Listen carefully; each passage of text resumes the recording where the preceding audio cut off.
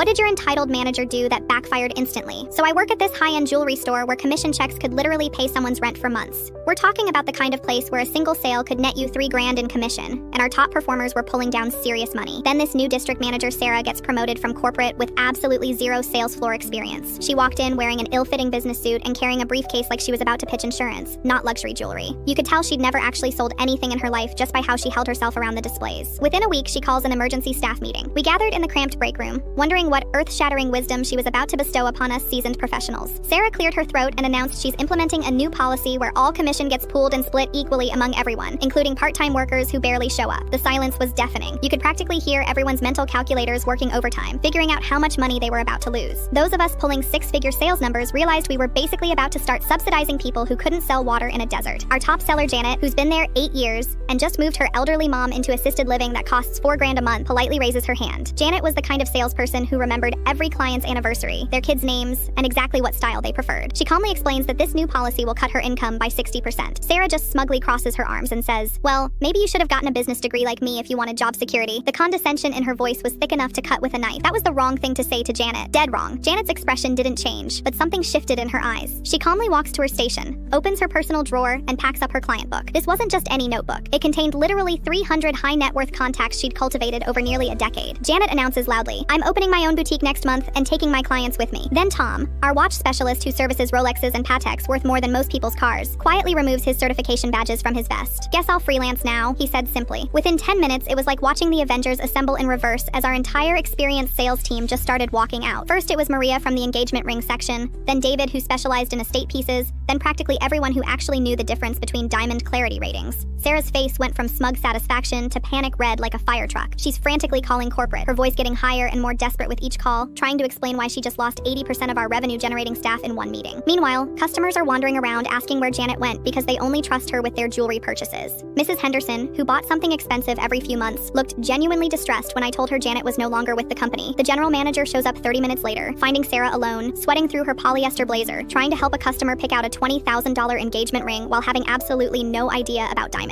She kept saying things like, "This one's really shiny," and "Diamonds are forever, right?" The poor guy just leaves, saying he'll come back when the real salespeople return. But here's the plot twist. Janet texts our group chat that night saying her new boutique space is secured downtown, and she's offering us all positions with better commission splits plus full benefits.